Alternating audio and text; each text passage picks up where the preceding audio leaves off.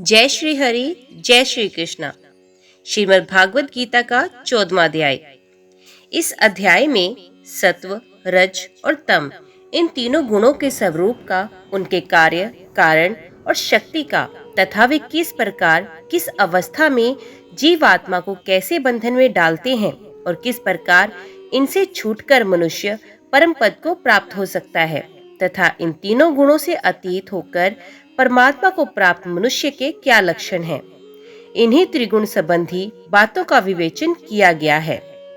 पहले साधन काल में रज और तम का त्याग करके सत्वगुण को ग्रहण करना और अंत में सभी गुणों से सर्वथा संबंध त्याग देना चाहिए।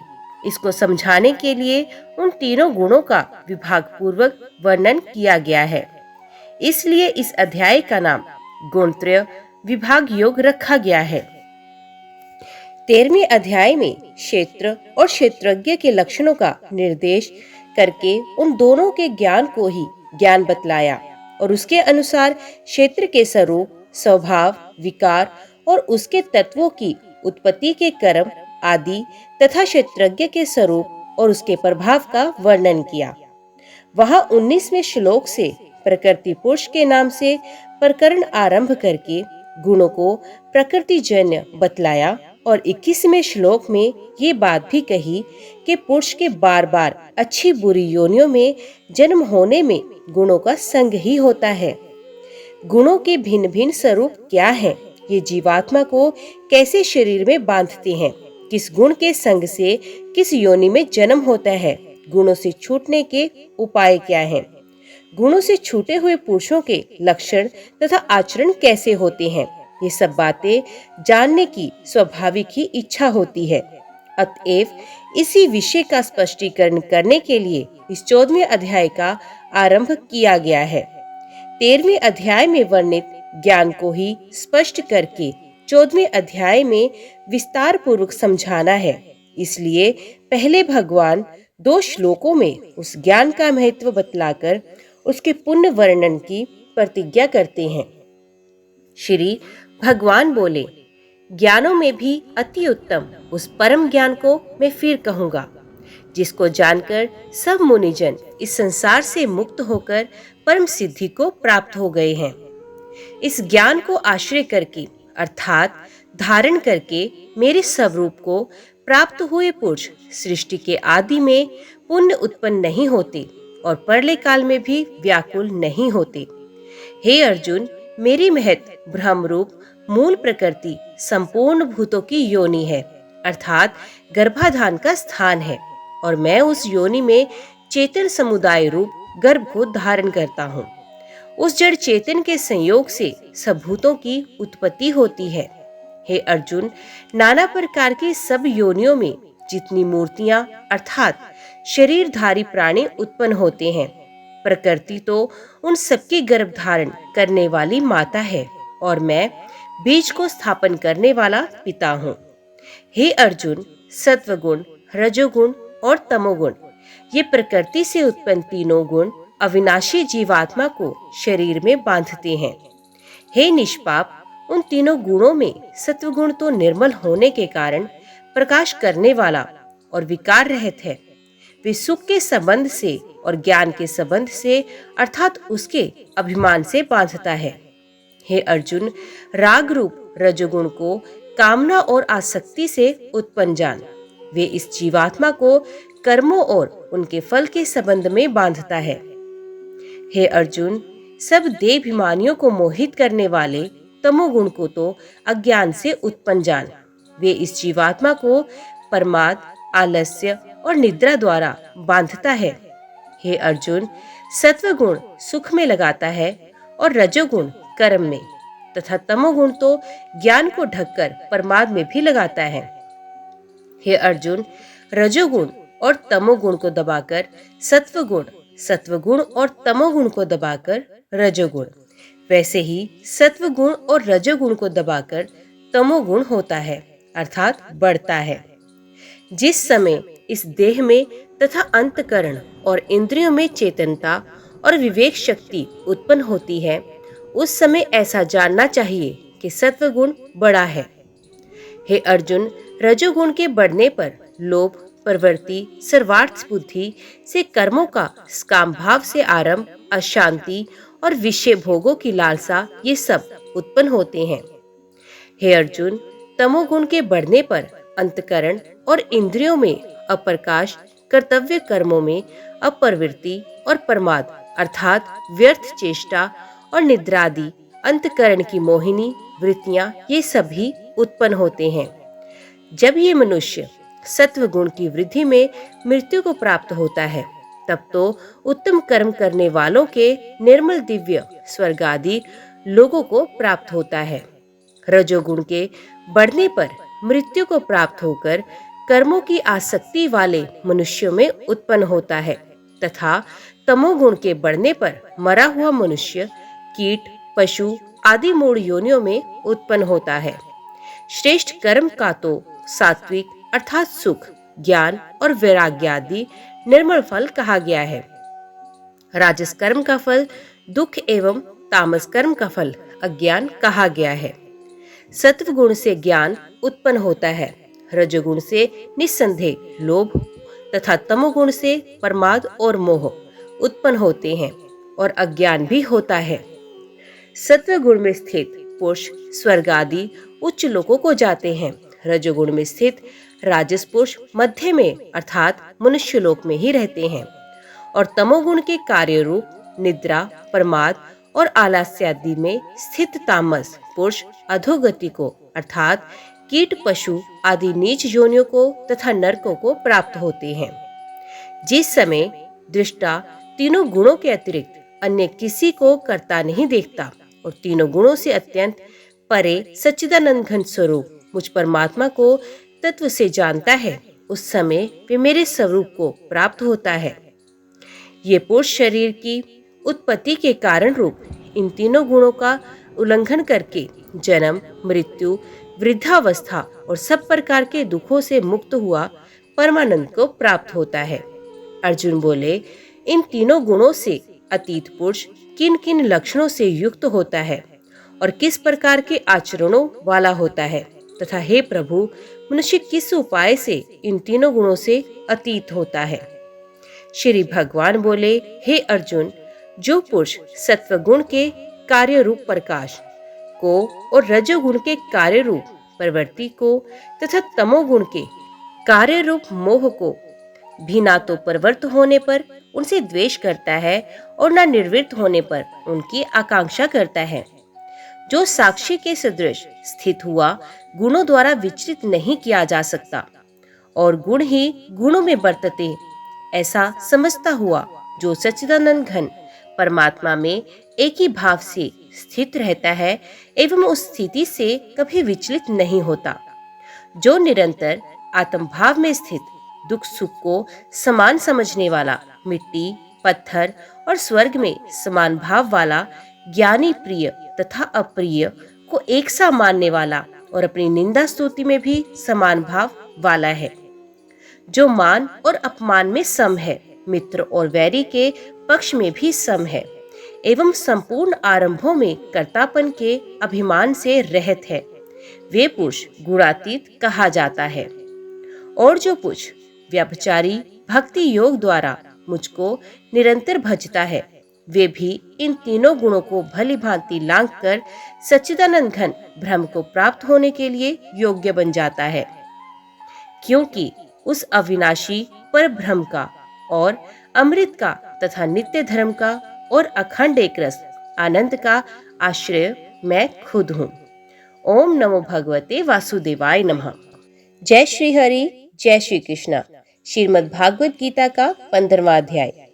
इस अध्याय में संपूर्ण जगत के कर्ता हर्ता, सर्वशक्तिमान, सबके नियंता, सर्वव्यापी, अंतर्यामी, परम दयालु, सबके सुहृद, सर्वाधार, शरण लेने योग्य, सगुण परमेश्वर पुरुषोत्तम भगवान के गुण, प्रभाव और स्वरूप का वर्णन किया गया है एवं शर, पुरुष, अक्षर पुरुष और पुरुषोत्तम, इन तीनों का वर्णन करके शर और अक्षर से भगवान किस प्रकार उत्तम है, वे किस लिए पुरुषोत्तम कहलाते हैं, उनको पुरुषोत्तम जानने का क्या महात्म्य है और किस प्रकार उनको प्राप्त किया जा सकता है इत्यादि विषय भली भांति समझाए गए हैं। इसी कारण इस अध्याय का नाम पुरुषोत्तम योग रखा गया है। 14वें अध्याय में 5वें से 18वें श्लोक तक तीनों गुणों के स्वरूप, उनके कार्य एवं उनकी बंधनकारिता को और बंधे हुए मनुष्यों की उत्तम, मध्यम और अधम गति आदि का विस्तार पूर्वक वर्णन करके 19वें और 20वें श्लोकों में उन गुणों से अतीत होने का उपाय और फल बतलाया गया है। उसके बाद अर्जुन के पूछने पर 22वें से 25वें श्लोक तक गुणातीत पुरुष के लक्षणों और आचरणों का वर्णन करके 26वें श्लोक में सगुण परमेश्वर के अव्यभिचारी भक्ति योग को गुणों से अतीत होकर ब्रह्म प्राप्ति के लिए योग्य बनने का सरल उपाय बताया गया।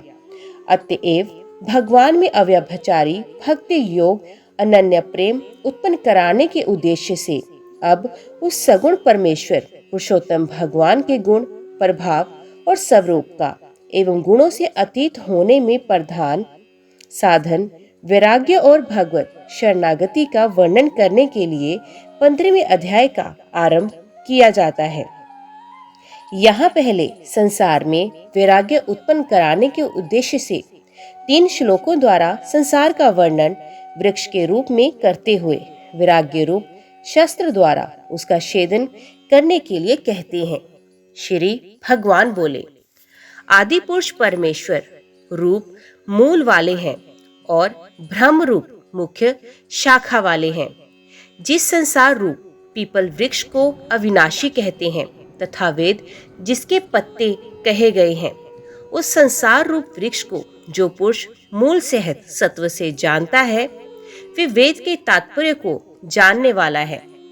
उस संसार वृक्ष की तीनों गुणों रूप जल के द्वारा बढ़ी हुई एवं विषय भोग रूप कपोलों वाली देव, मनुष्य और त्रियक आदि योनि रूप शाखाएं नीचे और ऊपर सर्वत्र फैली हुई हैं तथा मनुष्य लोक में कर्मों के अनुसार बांधने वाली अहंता, ममता और वासना रूप जड़ें भी नीचे और ऊपर सभी लोकों में व्याप्त हो रही हैं। इस संसार वृक्ष का स्वरूप जैसा कहा है वैसा यहाँ विचार काल में नहीं पाया जाता, क्योंकि ना तो इसका आदि है और ना ही अंत है तथा ना इसकी अच्छी प्रकार की स्थिति ही है। इसलिए अहंता, ममता और वासना रूप अति दृढ़ मूलों वाले संसार रूप पीपल के वृक्ष को दृढ़ वैराग्य रूप शस्त्र द्वारा काटकर उसके पश्चात उस परम पद रूप परमेश्वर को भली भांति खोजना चाहिए, जिसमें गए हुए पुरुष फिर लौटकर संसार में नहीं आते और जिस परमेश्वर से इस पुरातन संसार वृक्ष की प्रवृत्ति विस्तार को प्राप्त हुई, उस आदि पुरुष नारायण की मैं शरण में हूँ। इस प्रकार दृढ़ निश्चय करके उस परमेश्वर का मनन और निध्यासन करना चाहिए। जिनका मान और मोह नष्ट हो गया, जिन्होंने आसक्ति रूप दोष को जीत लिया, जिनकी परमात्मा के स्वरूप में नित्य स्थिति है और जिनकी कामनाएं पूर्ण रूप से नष्ट हो गई हैं, वे सुख दुख नामक द्वंद्वों से विमुक्त ज्ञानी जन उस अविनाशी परम पद को प्राप्त होते हैं। जिस परम पद को प्राप्त होकर मनुष्य लौटकर संसार में नहीं आते, उस स्वयं प्रकाश परम पद को ना सूर्य प्रकाशित कर सकता है, ना चंद्रमा और ना अग्नि ही। वही मेरा परम धाम है। इस देह में ये जीवात्मा मेरा ही सनातन अंश है और वही इन प्रकृति में स्थित मन और पांचों इंद्रियों को आकर्षित करता है। वायु गंध के स्थान से गंध को जैसे ग्रहण करके ले जाता है, वैसे ही देहादि का स्वामी जीवात्मा भी जिस शरीर का त्याग करता है, उससे इन मन सेहत इंद्रियों को ग्रहण करके फिर जिस शरीर को प्राप्त होता है उसमें जाता है। ये जीवात्मा श्रोत, चक्षु और त्वचा को तथा रसना, घ्राण और मन को आश्रय करके अर्थात इन सबके सहारे से ही विषयों का सेवन करता है। शरीर को छोड़कर जाते हुए को अथवा शरीर में स्थित हुए को अथवा विश्व को भोगते हुए को, इस प्रकार तीनों गुणों से युक्त हुए को भी अज्ञानी जन नहीं जानते। केवल ज्ञान रूप नेत्रों वाले विवेकशील ज्ञानी ही तत्व से जानते हैं। यत्न करने वाले योगी जन भी अपने हृदय में स्थित इस आत्मा को तत्व से जानते हैं, किंतु जिन्होंने अपने अंतकरण को शुद्ध नहीं किया, ऐसे अज्ञानी जन तो यत्न करते रहने पर भी इस आत्मा को नहीं जानते। सूर्य में स्थित जो तेज संपूर्ण जगत को प्रकाशित करता है, तथा जो तेज चंद्रमा में है और जो अग्नि में है, उसको तू मेरा ही तेज जान। और मैं ही पृथ्वी में प्रवेश करके अपनी शक्ति से सब भूतों को धारण करता हूँ और रस स्वरूप अर्थात अमृत में चंद्रमा होकर संपूर्ण औषधियों को अर्थात वनस्पतियों को पुष्ट करता हूँ।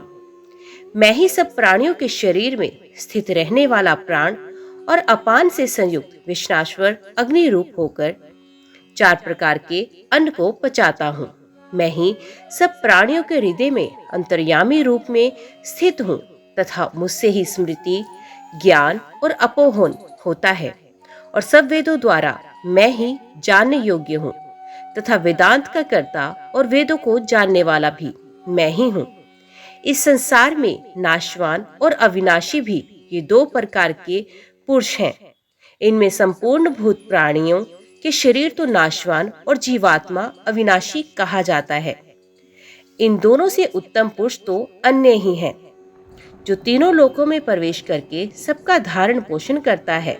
एवं अविनाशी परमेश्वर और परमात्मा इस प्रकार कहा गया है, क्योंकि मैं नाशवान जड़ वर्ग क्षेत्र से तो सर्वथा अतीत हूँ और अविनाशी जीवात्मा से भी उत्तम हूँ। इसलिए लोक में और वेद में भी पुरुषोत्तम नाम से प्रसिद्ध हूँ। भारत जो ज्ञानी पुरुष मुझको इस प्रकार तत्व से पुरुषोत्तम जानता है, वे सर्वज्ञ पुरुष सब प्रकार से निरंतर मुझ वासुदेव परमेश्वर को ही भजता है। हे निष्पाप अर्जुन, इस प्रकार ये अति रहस्य युक्त गोपनीय शास्त्र मेरे द्वारा कहा गया। इसको तत्व से जानकर मनुष्य ज्ञानवान और कृतार्थ हो जाता है। ओम नमो भगवते वासुदेवाय नमः। जय श्री हरि, जय श्री कृष्णा। यहीं पर भागवत गीता का 14वां और 15वां अध्याय समाप्त होता है। उम्मीद करती हूँ वीडियो आपको पसंद आई होगी। वीडियो पसंद आई हो तो वीडियो को लाइक और चैनल को सब्सक्राइब जरूर कीजिएगा। जय श्री हरि लिखकर कमेंट बॉक्स में अपनी हाजिरी और अपने सुझाव देना ना भूलिएगा। तो मिलते हैं अगले अध्याय के साथ। तब तक के लिए देखते व सुनते रहिए। जय मां कंजक, जय माता दी।